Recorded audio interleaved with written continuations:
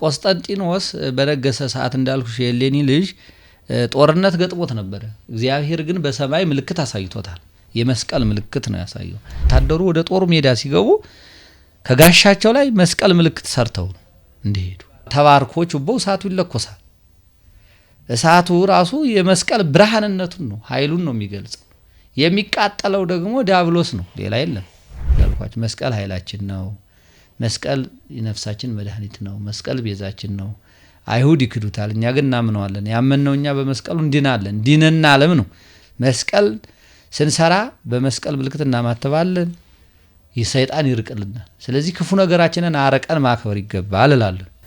መስቀል ሲከበር ታዲያ መስቀልን ለማክበር 3 ነገሮች ያስፈልጋሉ። እሰይልን በሉ ተገኘ መስቀሉ። ሰላም ጤና ይስጥልን ውድ የብርቅ ሚዲያ ተከታታዮቻችን፣ ዛሬ የመስቀል በዓል ልዩ ፕሮግራምን ይዘንላችሁ መጥተናል። እንኳን ለጌታችን ለመድኃኒታችን ለኢየሱስ ክርስቶስ የመስቀልና ደመራ በዓል በሰላም አደረሳችሁ እያለን ዛሬ ከመጋቢ ምስጢር ቀሲስ አባ ምስጋናው ሰጠጋ ጥሩ ቆይታን የምናደርግ ይሆናል። እስከ መጨረሻው አብራችሁን ቆዩ። አባ እንኳን ደህና መጡ ወደ ስቱዲዮአችን። እንኳን ደህና ቆያችሁ። እናመሰግናለን። እንግዲህ እስቲ ራስዎትን የሚያገለግሉበትንም ደብር ገልጸውልን ወደ ጥያቄያችን እንግባ። እሺ፣ እኔ መጋቢ ምስጢር ቀሲስ ምስጋናው ሰጠ አሊጋዝ እባላለሁ። በለሚኩራ ክፍለ ከተማ የሳሚት መንበረ ስብሐት ቅድስት ልደታ ማርያም እና ቅዱስ ዑራኤል ቤተክርስቲያን አገልጋይ ወይም ደግሞ የዕቅድና ልማት ክፍል ኃላፊ ነኝ። እናመሰግናለን። እንግዲህ እንኳን ለመስቀል በዓል በሰላም አደረሶት እያለን መስቀል ብዙ ጊዜ ይከበራልና ሃይማኖታዊ እሴቱና አከባበሩ ምን ይመስላል ከሚለው ብንጀምር መልካም ነው። እሺ፣ አመሰግናለሁ። መስቀል እንግዲህ ሃይማኖታዊ አከባበሩ ወይም በዓሉ የሚከበርበት ደመራ በሚባል ነው። እንግዲህ ደመረ፣ ሰበሰበ፣ አከማቸ፣ እንዳደረገ የሚል የግዕዝ ቃል ነው። ደመራ የሚለው ራሱ እንግዲህ ለቁጥር ይጠቀምበታል። ደመራ ድምር አለ፣ የቁጥር ድምርም አለ፣ ቁጥርም ይደመራል ማለት ነው። እንዲሁ ደግሞ ሻሽ ራሱ አባቶቻችን ካህናት የሚጠመጥሙ ሻሽ ድምር ለሻሽ ይሆናል። እንዲህ ደምሮ መጨማምሮ ማለት ነው። እንግዲህ ደመረ ሰበሰበ ከሚለው ነው የሚከበርበት ምክንያት ይሄ ነው። ያው መስቀል በብሉይ ኪዳን 5500 ዘመን ከነበረው ስንነሳ በ5500 ዘመን በፊት በነበረው በብሉይ ኪዳን የወንበዴ መቅጫ የጥፋተኞች ሰዎች መግደያ ነበረ መስቀል። 5500 ዘመን በኋላ ደግሞ ጌታችን መድኃኒታችን ኢየሱስ ክርስቶስ ከሰማይ ሰማያት ወርዶ ከድንግል ማርያም ከተወለደ በኋላ መስቀል ደግሞ ምን ይሆናል ማለት ነው? ድህነት፣ የሰላም ምልክት 5500 ዘመን የነበረውን የጥል ግድግዳ የፈረሰበት፣ ሰላም የታወጀበት፣ ቅዱስ ስጋና ክቡር ደም የተቆረሰበት፣ ለሰው ለምእመናን ሰላም ምልክት ተብሎ የተሰጠበት ማለት ነውና ይህ በዓል እንግዲህ ሃይማኖታዊ ዳራው ወይ ሃይማኖታዊ አከባበሩ ትልቅ ነገር ነው።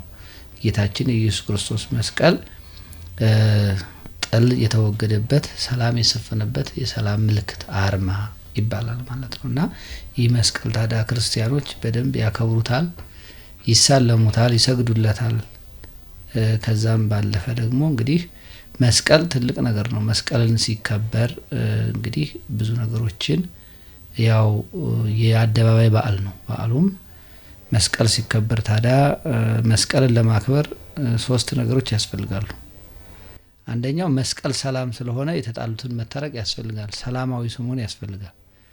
ሰው የተጣላውን ሰው ታርቆ የበደለውን ክሶ የቀማውን መልሶ ማክበር አለበት። መስቀልን ሲያከብር መስቀል ሰላም ነው። በመስቀሉ ገብረ ሰላም፣ በመስቀሉ ሰላምን አደረገ። እንደገና ጥላት የተሸነፈበት ነው። ስለዚህ እኛም ሽንፈት የሆኑ ነገሮች እነዚህ ጥላቻ ነገሮችን ትተን ጥለን ወደ ኋላ መስቀል ልናከብር ያስፈልጋል። ደመራ የሚለው ደግሞ ራሱን ችሎ ደግሞ ሌላ ትርጓሜ ነው።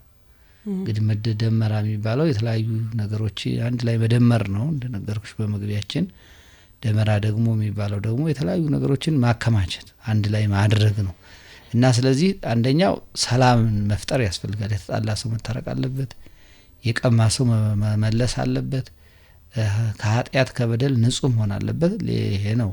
ሁለተኛው መስቀልን በዓል ለማክበር ምን መሆን አለበት? ስጋ ወደሙ መቀበል ያስፈልጋል። ሰው ንስሐ ገብቶ ስጋ ወደሙ ተቀብሎ ሰላማዊ ሰው ሆኖ ለምን በመስቀል የተሰጠ ስጦታ ነው። ስጋ ወደሙ የክርስቶስ ስጋና ደም በመስቀል ላይ የተሰጠ የክርስቶስ ግብዣ ነው። ስጋውን ቆርሶ ደሙን አፍስሶ መስቀል ከዛ በፊት እንዳልኳችሁ የወንበዴዎች መቅጫ ስለነበረ በብሉይ ኪዳን ሰው የሚቀጣበት ነው። ሰው ሰላም የሚያገኝበት አልነበረም። አሁን ግን በሐዲስ ኪዳን ጌታችን መድኃኒታችን ኢየሱስ ክርስቶስ ሰላምን ያወጀበት ነው። ዲያብሎስን ድል የነሳበት ያሳፈረበት፣ ሰይጣን ያፈረበት፣ ጠላት የተመታበት፣ ክርስቲያኖች ደግሞ የከበሩበት የነገሱበት፣ አሁንም ደግሞ ነግሰው የሚኖሩበት ነው መስቀል ማለት ነው። እንግዲህ ይሄ ነው ደመራ። ያው እንዳልኳችሁ ደመራ ደግሞ እንግዲህ የተለያዩ እንጨቶች እርጥብ ደረቅ የሚሰበሰብበት ተሰብስቦ አንድ ላይ ተደምሮ እነዛ ደግሞ ያው ወደ የሚለኮሱበት መንገድ ነው። ደመራ በሁለት አይነት መልክ ነው የሚከበረው። መልካም አባ። ብዙ ጊዜ አሁን መስቀል ሲደርስ ጥምቀት ሲደርስ የተለያዩ የሰንበት ተማሪዎች፣ አገልጋዮች፣ አባቶች፣ ካህናት በየቤተ ክርስቲያኑ በየአድባራቱ የተለያዩ ዝግጅቶችን ያደርጋሉ። እነዛ ዝግጅቶች በምን መልኩ ነው የሚሆኑት? ምን አይነት ሃይማኖታዊ ስርዓትን ተከትለው ነው የሚሆኑትና ምን አይነት ዝግጅቶች ነው የሚደረጉት? የአደባባይ በዓል እንደመሆኑ ቅድም እንዳሉትም እንግዲህ ውጭ ላይ ወጥተን በጋራ የምናከብረው በዓል ስለሆነ ከሱ አንጻር ምን አይነት ዝግጅቶች ይደረጋሉ? ያው መስቀል ሲከበር ካህናት፣ ሊቃውንተ ቤተ ክርስቲያን፣ ሰንበት ትምህርት ቤት፣ ምእመናን እንዲሁ በሶስት ወገን ነው የሚከበረው። የካህናትና የሰንበት ትምህርት ቤት የድርሻ ያው ይሄ እንግዲህ መስቀሉ ጌታችን ከተሰቀለበትና ዮሴፍና ኒቆዲሞስ ካውርደው ከቀበሩት በኋላ በኢየሩሳሌም አካባቢ በጎልጎታ ነው ያስቀመጡት እና ቅዱስ ያዕቆብ ከሐዋርያት መካከል ቅዱስ ያዕቆብ የኢየሩሳሌም ኤጲስቆጶስ ወይም ሊቀ ጳጳስ ስለነበር እሱ እንዲጠብቀው ነው ያደረጉት። በዛን ሰዓት ነው እንግዲህ መስቀሉን እየሄዱ ምእመናንም ሐዋርያትም እናቱም እመቤታችን ቅድስት ድንግል ማርያምም በመስቀሉ ስር ይጸልዩበት ይሰግዱበት ነበር። ቅዱስ ዳዊትም በትንቢት ተናግሯል። ቀደም ብሎ በትንቢቱ ተናግሯል። ለመስቀል እንደሚሰገድ መስገድ እንደሚገባና ቅዱሳን ሐዋርያት ይሰግዱበት ነበር። በዛን ዘመን እንግዲህ ነው ያው በኢየሩሳሌም አካባቢ ኢየሩሳሌም በጦርነት ብዙ ጊዜ ተመታለችና የመስቀል ጦርነት እየተባለም ይጠራልና ጦርነት ነበረ። በዛን ሰዓት ቅዱሳን ሐዋርያት ሲሰግዱበት ሲጸልዩበት፣ እናቱ እመቤታችን እንዲሁ ሲሰግዱበት ቅዱሳን ሐዋርያት ቅድስት እናታችን እመቤታችን ወላዲተ አምላክም በመስቀሉ ስር ስትጸልይ ሲያዩ የመስቀሉን በረከትነት መስቀሉም ደግሞ በዛ ተቀምጦ ድውይ ይፈውስ ነበር፣ ሙት ያነሳ ነበር፣ ለምጻሞች ይነጹበት ነበር። የታመሙ ሰዎች ልዩ ልዩ ደዌ ያደረባቸው በመስቀሉ ስር በመስቀሉ ስር መጥተው ሲጸልዩ መስቀሉን ሲዳብሱ መስቀሉን ሲታሹ ይፈወሱ ነበር። በዛን ምክንያት ድውይ መፈወሱ፣ ሙት ማንሳቱ፣ ለምጽ ማንጻቱ ደግሞ ያልገባቸው ወይም ደግሞ ያልተረዱ አይሁዶች ያው መስቀሉን ከቅዱሳን ሐዋርያት ወይም ደግሞ ከኤጲስቆጶሱ ከሐዋርያው ከቅዱስ ያዕቆብ ቀምተው እንዲቀበር ነው ያደረጉት። መስቀሉ ያው የጌታችን የመድኃኒታችን ኢየሱስ ክርስቶስ መስቀል ብቻ ሳይሆን የሁለቱ ወንበዴዎችም መስቀል አብሮ ነበር። የጥጦስና የዳክርስ በዚህ በግራና በቀኝ የተሰቀሉት የነሱም መስቀል የተሰቀሉበት ሶስቱንም መስቀል በኢየሩሳሌም በዛው በጎልጎታ ጉድጓድ ተቆፍሮ እንዲቀበር ነው የተደረገው። መስቀሉ እንዲቀበር ከተደረገ በኋላ ሁሉም ከየቤቱ የኢየሩሳሌም አካባቢ ያለ በሙሉ ያ መስቀል ደዝበው እንዲጠፋ፣ ስለ መስቀል እንዳይወራ፣ መስቀል የሚባል ነገር እንዳይነሳ ስሙ ስለሚፈልጉ ሁሉም ከቤቱ የቤቱን ቆሻሻ እየጠረገ እንዲደፋበት ነው የተደረገው። ለረጅም ዓመታት ማለት ነው ለ300 ዓመታት ያህል ቆሻሻ እንዲደፋበት ነው የተደረገው። የጌታችን የመድኃኒታችን ኢየሱስ ክርስቶስ መስቀል ድውይ ስለፈወሰ፣ ሙት ስላነሳ፣ ቅዱሳን ሐዋርያት ቅድስት እናታችን እመቤታችን የሚጸልዩበት መስቀሉ ስር ስለሚገኙ እኒህ ቅዱሳን ሐዋርያት እናቱ እንዲሁም እመቤታችን እንዳትገኝ ከመስቀል ስር እመቤታችን። ስለዚህ ሌሎችም ሐዋርያ ሌሎችም ቅዱሳን ምእመናን የሚያምኑ የመስቀሉን ኃይል መስቀል እንደሚያድን መስቀል አዳኝ እንደሆነ የሚረዱ ምእመናን በዛ እንዳይገኙ ደዝባቸው እንዲጠፋ እንዲበተኑ እነሱ መስቀሉ እንዲቀበር ነው የተደረገው። ከተቀበረም በኋላ ቆሻሻ እየጠረጉ የቤታቸውን ቆሻሻ እየጠረጉ እንዲደፉበት ተደረገ። ለ300 ዓመታት ያህል ቆሻሻ እየጠረጉ ደፉበት። የመስቀሉ ቦታም የሚደፋበት ያ ቆሻሻ የሚደፋበት ከመጠራቀሙ የተነሳ ተራራ ሆነ ማለት ነው። 3 ተራራዎች ሆነዋል እና ማወቅ አልተቻለም። ከዛን በኋላም ጦርነት ስለነበር ክርስቲያኖች ተበታተኑ በሀገሩ ላይ። ስለ መስቀሉ የሚያነሳ ስለ መስቀሉ የሚያቅሰው ጠፋ። በመጨረሻ ግን ሮማዊት ንግስት እሌኒ የምትባል ንግስት የመስቀሉን አዳኝነት የተረዳች ያወቀች የገባት ደግ ምራ የሮማዊት ሴት ንግስት እሌኒ ጌታዬ ኢየሱስ ክርስቶስ ቢረዳኝ መድኃኔ ዓለም ክርስቶስ ቢያግዘኝና እኔም እድሜ ሰጥቶኝ ብቆይ የጌታዬን የኢየሱስ ክርስቶስ መስቀል አወጣለሁ ብላ ተሳለች እና ለመነች፣ ጸሎት አደረገች ቢረዳኝ ብላ እና እሷም ባለትዳር ነበረች። ተርቢኖስ የሚባል ደግ ባል ነበራት። እሱ ጋራ በሮም የምትኖር ነች። ባለቤቷ ነጋዴ ነው፣ ንግድ ስራ የሚሰራ ነው። ወደ ሩቅ ሀገር ለብዙ ዓመት ለንግድ ሂዶ ሲመለስ እንግዲህ እንደው ከንግድ ስንመለስ የኔ ዓመት ቆይተን ስንመለስ ምእመናን ባለቤቶቻችን እኮ አይጠብቁንም እኛ ብለው እንዲህ ሲጫዋወቱ ከጓደኞቹ ጋራ ከአብረው ከነጋዴዎች ጋር የኔ ባለቤት እንኳን እግዚአብሔር የመረጣት ቅድስት የሆነች ራሷን የጠበቀች ነች ትጠብቀኛለች ብሎ አትጠብቅህም ብለው ሲወራረዱ ከነዛ ከነጋዴያኑ መካከል አንዱ ነጋዴያን እኔ ሄጄ ተዋውቂያት ለምጃት ብመለስ እንደው ምን ትላለህ ብለው በዚህ ውርርድ ይባላልና ተወራረዱ። እንደተወራረዱ ታሪክ ያስረዳናል። ከዛ በሲወራረዱ እስከዛሬ ድረስ የሰራውትን በዚህ መልክ እሷ አታደርገውም፣ ብታደርገው ግን እስከዛሬ የሰራነውን በሙሉ የደከምንበትን ንብረትን እሰጥሃለሁ በሚል ተወራርደው ያም ነጋዴ መቸስ እንግዲህ እንዳልኩሽ መጀመሪያ ብዬሻለሁ ሰው አንድ ሰው ሰውን በመቀማት ሳይሆን ሰውን በመስጠት ነው በዓል ሊከበር የሚገባውና ይሄ በዓሉ ራሱ እና ያ ሰውዬ እንግዲህ ስንት ዓመት የደከመበትን በውሸት እሷ አላደረገችውም ለመቀማት አስቦ ሄደና ሌኒን ፈልጋታለሁ ብሎ ሰራተኛ አስጠርቶ የምታገለግላትን አገልጋይ እሷስ እኔ አላናግርም በምትለው ሰዓት ከልጅቷ ጋር ከዛች ከአገልጋይዋ ጋር ተነጋግሮ ባልና ሚስቶቹ የሚተዋወቁበትን ነገር እንድትሰጠው ይለምናታል። እኔ የምትግባቡበትን ነገር እሰጥሃለሁ፣ ግን አንተ ነጋዴዎች መጡ የብስ ረገጡ ብለህ ነጋሪት አስጎስም ብላ ስትል በሀገሩ ነጋዴዎች መጡ የብስ ረገጡ ተብሎ በሚነገርበት ሰዓት እንግዲህ ባለቤቷን ለመቀበል ረጅም ዓመታት የተለይቷት የከረመውን በሰላም እግዚአብሔር አመጣልኝ ብላ እሷ ልትታጠብ ወደ መታጠቢያ ቦታ ስትሄድ ያቺ የሚተዋወቁበት የሰጣት ሀብል አለ የአንገት ሀብልና ያን ሀብል በመደበቅ ለዛ ነጋዴ ተሰጠዋለች። ያም ይዞ ሄድና ያዋወቅኳት ለመርኳት ተዋወቅኳት ብሎ ሲያሳየው ባለቤቷም እድሜ ልክ የለፋበትን የነግዶ ያተረፈውን ንብረት አስረክቦ መጣ። ሲመጣ እንኳን ደህና መጣ እግዚአብሔር ጠብቆ እኔንም አንተንም አገናኘን ብላ ተቀበለችው። ከተቀበለችው ዘምሮ ግን ያው እሱ ባለቤቷ በሐዘን ነው የነበረውና ምን ሆነህ ነው የምታዝነው የምትተክዘው? እግዚአብሔር ጠብቆ ይሄን ያህል ዘመን አቆይቶ ካመጣህ እኔንም በሰላም እንድቀበል ከረዳኝ እግዚአብሔር ማመስገን ይገባል እንጂ ማዘን መተከዝ አይገባም ብላ ስትለው እንጂ እድሜ ልኬን የለፋውበትን የብስ ተነስቶ ባህር ማዕበል ተነስቶ አሰጠመው፣ ባዶዬን ቀረባት የምሰጥበት ሀገር ተሰጭ በሚሰጥበት እጅ እኔ ሰጭ በመሆንበት ሀገር ላይ ተሰጭሁኛ አልኖርም። ስለዚህ ወደ ሌላ ሀገር መሄድ አለብኝ። እንግዲህ በሐዘን በደስታ አብሬህ ኖርኩኝ፣ ስትሄድማ አብሬህ መሄድ አለብኝ ብላ እሷም ተነሳች።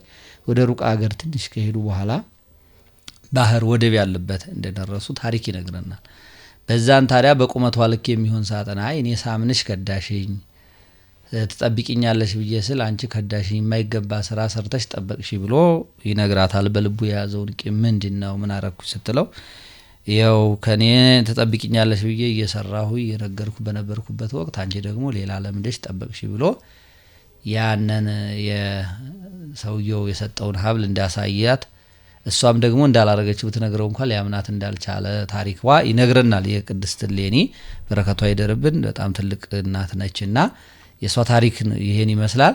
ከዛን በኋላ በቁመቷ ልክ ሳጥን አሰርቶ ወደ ባህር እንደጨመራት እንግዲህ ስራሽ ያውጣሽ፣ በጎ ነገር ካደረግሽም ያተርፍሻል እግዚአብሔር፣ ክፉ ነገር አድርገሽውም ከሆነ እግዚአብሔር ስራሽን እሱ መድኃኔ ዓለም ክርስቶስ ያውጣሽ ብሎ እንደ ጣላት ከዛን በኋላም እንግዲህ ባህር ወደብ ወስዶ በሮም በምዕራብ በደቡብ ሮም እንደ ወደብ እንደ አወጣት ከዛም በዛ የሚነ ቁርስጣ የሚባል ንጉስ የዛ የሀገሩ ገዥ ወታደሮቹን አዞ ሳጥኑን እንዲያወጡት ወታደሮቹን አዘዘ። ሳጥኑ ሲከፈት ውብ የሆነች ንግስት እሌኒን እንደተገኘች ንግስት እሌኒን አግብቷት ባጭሩ ታሪኩ ረዘም ያለ ነው።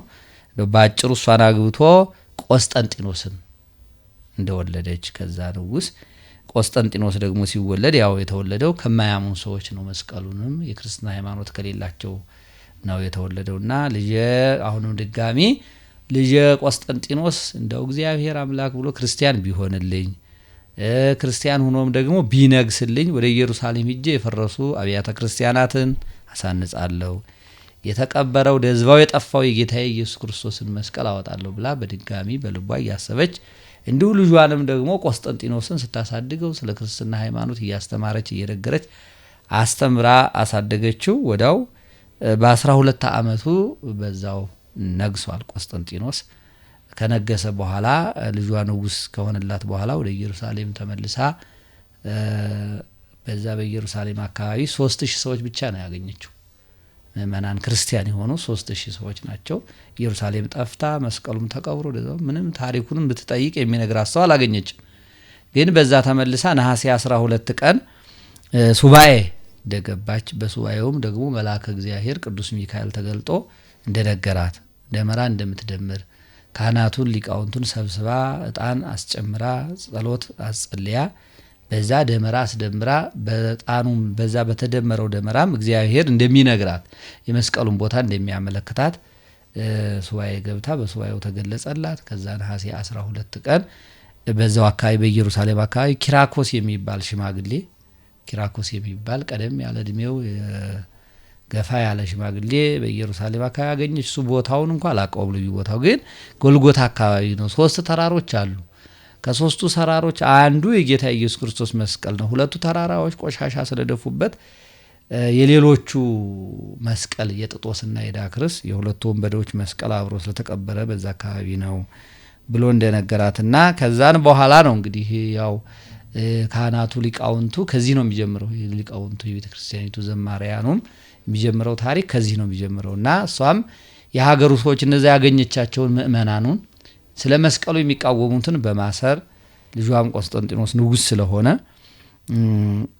በዛ ምክንያት ስለ መስቀል መልካም ነገር ሲነሳና መስቀሉ እንዲወጣ ሲታስብ ሌሎች ደግሞ የሚረብሹትን በማሰር ሌሎች ምእመናንን ደግሞ በማሰባሰብ ደመራ ከተለያየ ቦታ እንጨት እንዳመጡ በማድረግ እነዛ የተባሉት ተራራዎች ከአንዱ ተራራ ላይ በማከማቸት እንግዲህ ደመረ ሰበሰበ ስለሆነ በመሰብሰብ እንጨቶቹ ዕጣን ጨምራ ከዛ በኋላ ነው ሊቃውንቱና ካህናቱን ልብሰ ተክህኖ አለስለብሳ ጸሎት አጸልያ ዕጣን አስጨምራ ደመራውን እንደለኮሰችውና እንግዲህ ምእመናኑና ካህናቱ አንድ ሆነው ነው። ምእመናኑም ይመጣሉ ችቦ ይዘው ልብስ ለብሰው ሰላማዊ ሆነው ይመጣሉ መስቀልን ሲያከብሩና ካህናቱ ደግሞ ልብሰ ተክህኖ ይለብሳሉ። ዝማሬ ያው ስርዓተ ቅዳሴ ይደርሳል። ስርዓተ ቅዳሴ ካህናቱ ስርዓተ ቅዳሴውን ያደርሳሉ። ቀጥሎ ደግሞ ሊቃውንተ ቤተክርስቲያን ያሬዳዊ ዝማሬ ይዘምራሉ። ያው ስለ መስቀል የተባሉ ብዙ ነው። ቅዱስ ያሬድ በድርሰቱ በዚህ ምዕራፍ ጸመድጓ በሚባሉ ድርሰቶቹ ቅዱስ ያሬድ ብዙ ነገሮችን ስለ መስቀል ተናግሯል። ጢስ ሰገደ ያለ ጢስ እንደሰገደ ራሱ መስቀሉ ስለ መስቀሉ ተናግሯል። ሊቃውንቱ ይሄን ያቀርባሉ። ሊቃውንቱ ያው ራሳቸው የኢየሱስ ክርስቶስ ምሳሌ ናቸው። ሰንበት ተማሪዎች ደግሞ የስምዖን ቀሬናዊ ምሳሌ ናቸው። በጌታችን በጌታችን ኢየሱስ ክርስቶስ በኢየሩሳሌም ሊሰቀል ሲሄድ ሲያንገላቱት እርጥብ ግንድ አሸክመው ከሊጦስጥራ ወደ ቀራንዮ ከሐና ወደ ቀያፋ ሲያንገላቱት ስምዖን ቀሬናዊ የሚባል በኢየሩሳሌም አካባቢ መንገድ ላይ አግኝቶ ምን ነው ይሄ ደግ ሰው ነው፣ ለምጽ የሚያነጻ ድውይ የሚፈውስ እንዴት ታንገላቱታላችሁ ብሎ ሲል በላንተም ደግሞ ናና ይሄንን መስቀል ተሸከም ብለው አበጠው ለስምዖንን ራሱ እንዳሸከሙትና እንዳገዘ። ስለዚህ ሊቃውንቱ ራሱ ናቸው። ሰንበት ተማሪዎች ግን የስምዖን ቀሬናዊ ምሳሌ ናቸው። ስምዖን ቀሬናዊ ስለ መስቀሉ እንግዲህ መከራ ተቀብሏል። እሱም አግዟል ጌታ ኢየሱስ ክርስቶስን። ሰንበት ትምህርት ቤት ደግሞ በቤተ ክርስቲያናችን ህየንተ አበዊኪ ተወልዱ ለኪ ደቂቅ ይላል ቅዱስ ዳዊት። በአባቶችሽ ፈንታ ልጆች ተተኩልሽ ማለት ነው። የስምዖን ቀሬናዊ ምሳሌ ናቸው። እነሱም ደግሞ ከሊቃውንቱ ቀጥለው ደግሞ ያው ከሊቃውንቱ ያወቁትን የተማሩትን የተረዱትን የያዙትን ስለ መስቀሉ ብቻ የሚገልጸው ዝማሬ ይዘምራሉ ማለት ነው። መልካም እንግዲህ በጣም በጥሩ ሁኔታ ቆይታ እያደረግን እንገኛለን። ቅድም እንደተገለጸው እንግዲህ የአደባባይ በዓል መሆኑ ይታወቃል። እንግዲህ የመስቀልና ደመራ በዓል ይሄ በዓል መስቀል አደባባይ አዲስ አበባ ሲከበር መስቀል አደባባይ ሰብሰብ ተብሎ ይከበራል። እንዲሁም ደግሞ በየሰፈሩም ሰው በየአድባሩ ሰብሰብ ብሎ የሚያከብረው በዓል ነው። እንደው መስቀል አደባባይ መከበር የጀመረበት ታሪክ የሚያውቁ ከሆነ መቼ ተጀመረ? እንዴት ነው እዛ መከበር የጀመረው? ያው እንግዲህ መስቀል አደባባይ ሳይሆን መጀመሪያ በኢትዮጵያ ነው የሚጀምረው። ያው እንግዲህ ጦርነት የመስቀል ጦርነት እንዲሁ በኢየሩሳሌም ከወጣ በኋላም የጌታችን የመድኃኒታችን ኢየሱስ ክርስቶስ መስቀል እሌኒ ንግስት ያው ደመራ አስደምራ ጣን ጨምራ ጣኑ ያለበትን ቦታ ጠቁሟታል። ይሄም በ300 ዓመተ ምህረት ነው ማለት ነው። በ300 ዓመተ ምህረት እሷ ደመራ አስደምራ ቦታውን ጣኑ ወደ ላይ ከጨሰ በኋላ እንደገና ወደ ታች ተመልሶ ያለበትን ቦታ ሰግዶ አሳይቷታል። ይሄውም መስከረም 16 ቀን ነው። መስከረም 16 ቀን ነው። መስቀሉን መስከረም 17 2 ቀን ነው የሚከበረው። ደመራው የተደመረው መስከረም 16 ነው። ልክ ነው። ያለበትን ቦታ ለማወቅ የተደመረ ደመራ ነው። ጣኑ አሳያት። መስከረም 17 ቀን ደግሞ ቁፈራ የተጀመረበት ነው። መስከረም 17 ቀን ቁፈራው ተጀምሮ መጋቢት 10 ቀን መስቀሉ እንደወጣ ታሪክ ይነግረናል ማለት ነው። የመስቀል ታሪክ ባጭሩ እንደው ላለማብዛት ነው እንጂ ረጅም ነው ታሪኩ። ግን ላለማብዛት መስከረም 16 ቀን ደመራ ደምራለች። እጣኑ ቦታውን አሳይቷታል። ቦታው ይህ ነው ብላ እሷም 17 ደግሞ ስራ የተጀመረበት የስራ ጊዜ የስራ ቀን ነው ማለት ነው። ከዛ ቀን ጀምሮ እንግዲህ መስቀሉ ወጣ። አሁንም መጋቢት 10 ከወጣ በኋላ እንዲሁ ሲወጣ የጌታ ኢየሱስ ክርስቶስ መስቀል መሆኑን በምን እናምናለን? በምንድን ነው ማቀው ብላ እሷም እንዲሁ ጥያቄ መጠየቅ ነው የጀመረችው። ያው የጌታ ኢየሱስ ክርስቶስ መስቀል እንደ ልማዱ እንደ ጥንቱ በድዊ ላይ ቢያረጉት ድዊ ይፈውሳል፣ በሙት ላይ ቢያረጉት ሙት ያነሳል፣ በእውር ቢዳብሱበት አይን ያበራልና የጌታ ኢየሱስ ክርስቶስ መስቀል ከሰው ሁለቱ ወንበዴዎች መስቀል ለመለየት እንዲሁ መስቀሉ ከወጣ በኋላ የኢየሱስ ክርስቶስን መስቀል በድዊ ላይ ሲያረጉት ድዊ ይፈውሳል፣ በሙት ላይ ሲያረጉት ሙት ያነሳል፣ በእውር ላይ ሲያረጉት እውር እያበራ እንዲሁ የጌታ መስቀል መሆኑ ታወቀ። ከዛን በኋላም በድጋሚ እንዲሁ ያው ነገስታቱ ኢየሩሳሌምን መስቀሉንም ለማጥፋት እንዲሁ የመስቀል ጦርነት እየተባለ ብዙ ክርስቲያኖች በጦርነት ብዙ አልቀዋልና ምንድነው የተደረገው? መስቀሉ ከዛ በኋላ ሁሉም አገሮች በረከተ መስቀሉ መድረስ አለበት ተብሎ መስቀሉ ተከፍሏል። ግማደ መስቀሉ ይባላል። የጌታችን የመድኃኒታችን ኢየሱስ ክርስቶስ ቀኝ እጁ ያረፈበት መስቀል ነው ወደ ኢትዮጵያ የመጣው እና ይሄ ወደ አፍሪካ አገሮች ግማደ መስቀሉን ተካፍለው ካመጡት በኋላ ወደ ግብጽ ነው እንትን ያለው። በግብጽ በነበረበት ሰዓት የክርስቲያኖች ጦርነት እንዲቆም የኢትዮጵያ ነገስታት እንትን ብለዋል፣ አስተዋጽኦ አድርገዋል። አጼ ዳዊት ናቸው የኢትዮጵያ ንጉስ የነበሩት የዛ ሰዓት።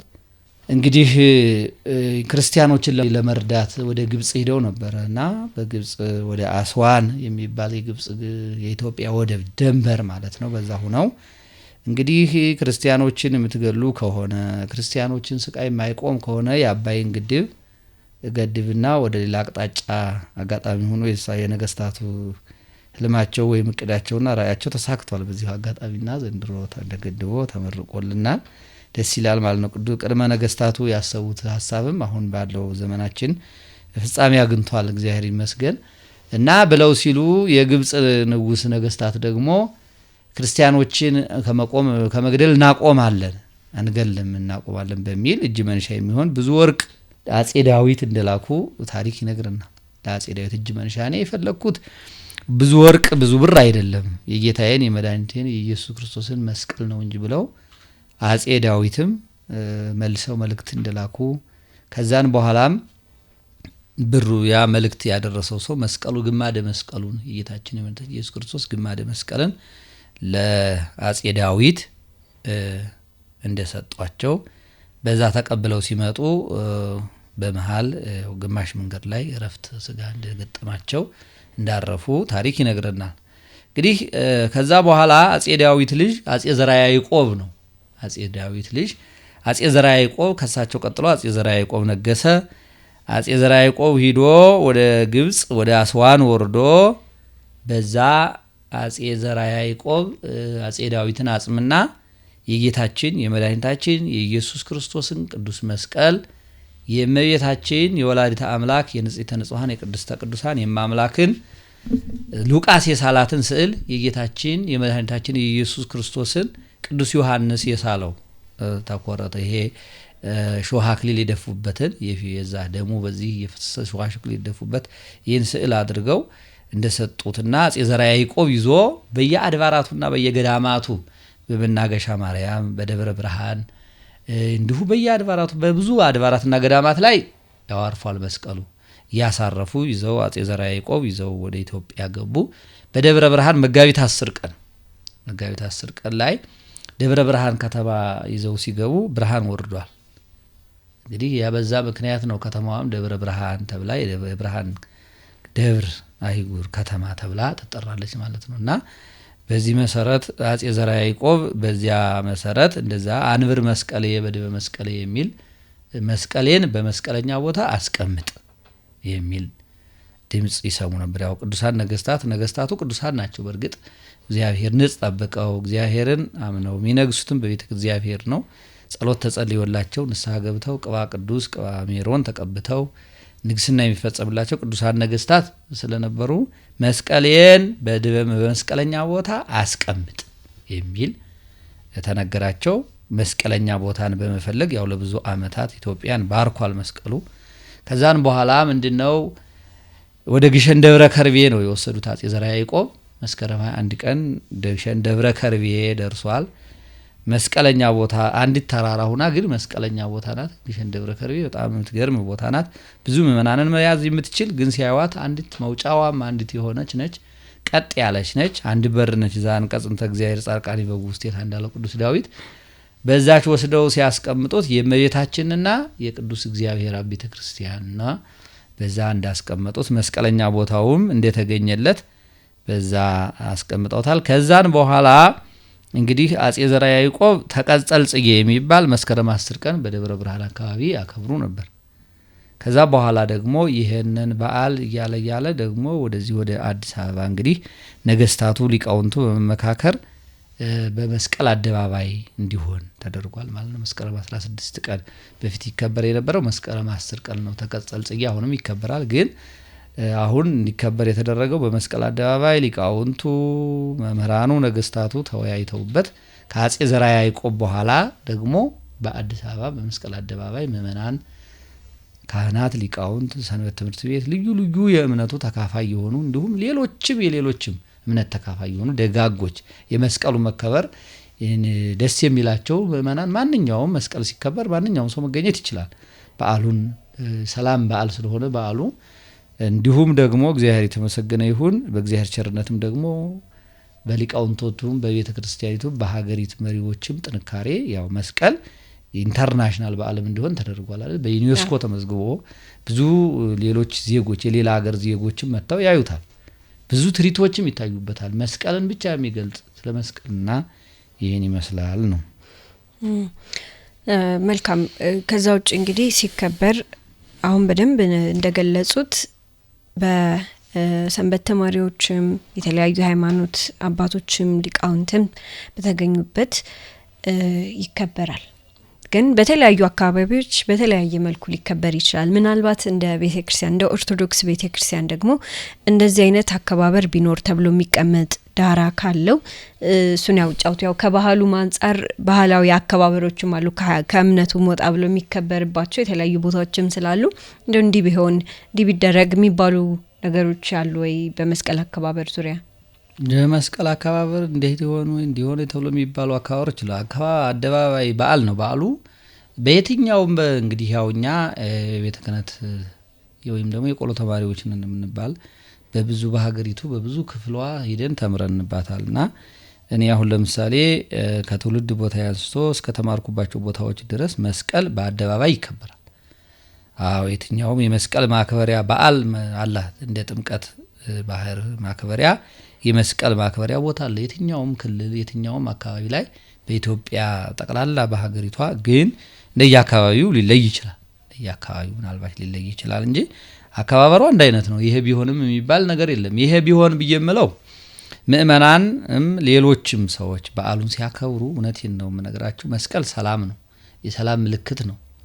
ስለሆነ በዓል ሲከበር ሰው ከክፉ ነገር ቢጸዳ እንደው ከክፉ ነገር ነጽተን ንጹሃን ሁነን መስቀል ብናከብር ነው እንጂ በየትኛውም አካባቢ ብትሄጂ የመስቀል መከበሪያ አደባባይ አለ። በየትኛውም ክልል ላይ አሁን ነገር ያው እናንተም ብዙ ስርጭቶችን ስለምታሰራጯቸው ታውቋቸዋላችሁና በየትኛውም ቦታ ላይ ምእመናኑ ከተለያየ ቦታ ይመጣሉ።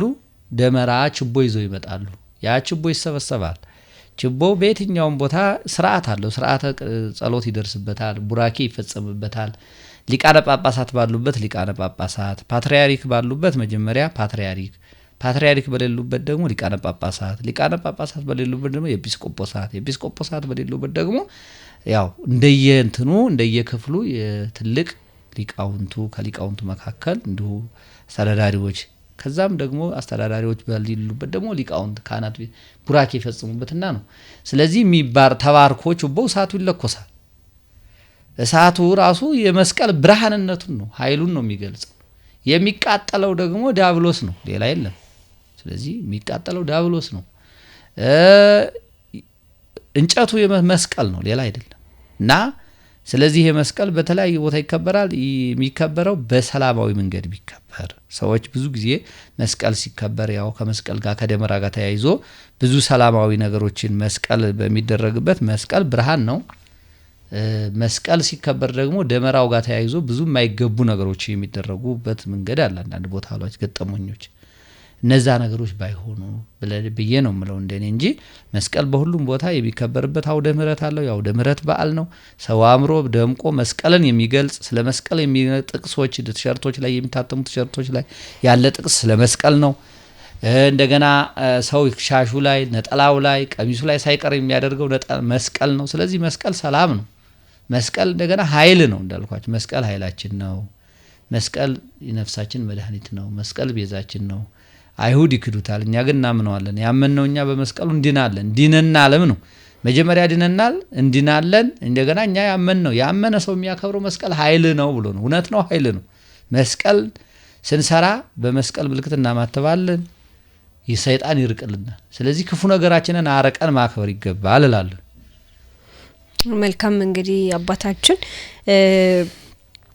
አጠርም ባለ ሰዓት ቢሆን እንግዲህ የመስቀል አከባበርና ደመራው ምን መምሰል አለበት ከሃይማኖታዊ ዳራው ተነስተን ስናነሳ ቆይተናል። እንደው ምናልባት ይሄ ቀረ ስለ መስቀል እንደው ይሄ መታወቅ አለበት የሚሉት ሀሳብ ካለ ቢያነሱልን። ስለ መስቀል መነሳት አለበት ብዬ የምለው መስቀል እንግዲህ ትልቅ ነገር ነው። እውነቴን ነው የምነግራችሁ። ነገስታቱ ራሱ መሪዎቹ ሳይቀሩ ስለ መስቀል መረዳት መገንዘብ ያስፈልጋል። ቆስጠንጢኖስ በነገሰ ሰዓት እንዳልኩሽ የሌኒ ልጅ ጦርነት ገጥሞት ነበረ። እግዚአብሔር ግን በሰማይ ምልክት አሳይቶታል። የመስቀል ምልክት ነው ያሳየው። እና ነገስታቱ የገጠሙት ነገስታት ምንድነው ኃይለኞች ኃያላን ስለሆኑ ማሸነፍ የሚችልበት መንገድ መስቀል እንደሆነ ነግሮታል። እግዚአብሔር መስቀል እንደሆነ ነግሮታል። ይሄ በቃ ሊሰመርበት የሚገባ ነገር ነው።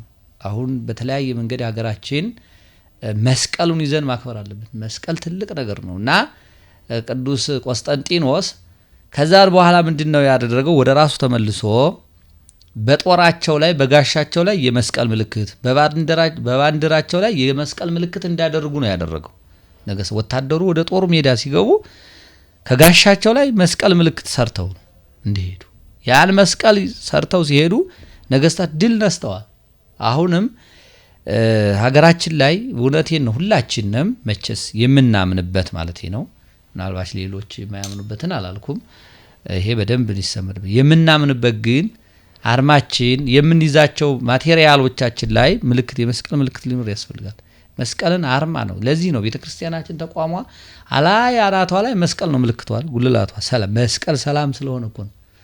መስቀል ሰላም ሁለተኛ ደረጃ የሚመጣብን ነገር እንኳን ቢኖር መስቀል ካለ እናሸንፋለንና ይሄንን ጋሻ አድርገን ይዘን ነው የምንወጣው መስቀል እንደሆነ ተረድተን መስቀልን ያሰረ መስቀልን የሚሳለም መስቀልን አርማ ያደረገ መስቀልን በዓል የሚያምን ሰው በሙሉ ሰላማዊ ሰው መሆን ንስሐ መግባት ተጣሉትን መታረቅ እና ሰላማዊ መንገድ ልናከብር ስንሄድ በሚገጥመን ነገር ሁሉ መስቀል ስለሆነ ያዝነው የመስቀል ሰው የሚናገረው ንግግር ልዝብ የሆነ ነው የሚመልሰው መልስ የተቀመመ መሆን አለበት። በተለይ በዓል ሲከበር ደግሞ በዋናነት መቅረት የሌለበት የመስቀል በዓል ስናከብር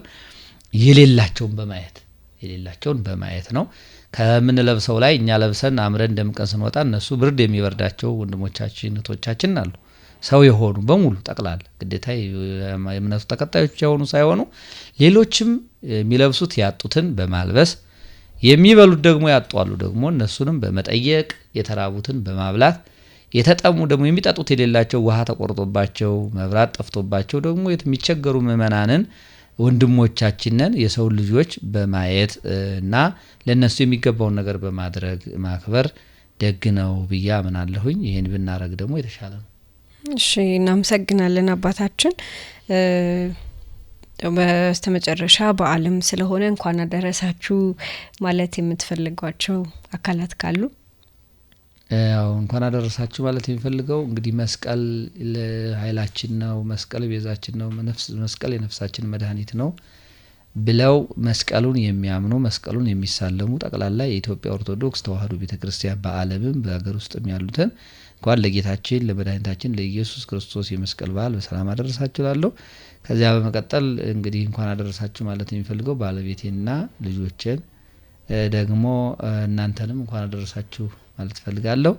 በጣም የማከብረውና መልካም ሰው የሆነ አንድ ጓደኛ ያሉ ላይ ከሰላም ቄስ ሞላ እንዳርጌና ባለቤታቸው ወይዘሮ አገር ፈጠረ እንዲሁም ልጆቻቸው መልካም ሰዎች ናቸው። በእርግጥ እኒህ ሰዎች በእውነቱ በእንኳን አደረሳችሁ ብቻም ሳይሆን ደግ ሰዎች ናቸው። በህይወት ዘመኔ በተለይ ለኔ መልካም ነገር አድርገውልኛልና በዓሉ የበረከት እንዲሆንላቸው እንኳን አደረሳችሁ በዚሁ አጋጣሚ ማለት ፈልጋለሁኝ። አመሰግናለሁ።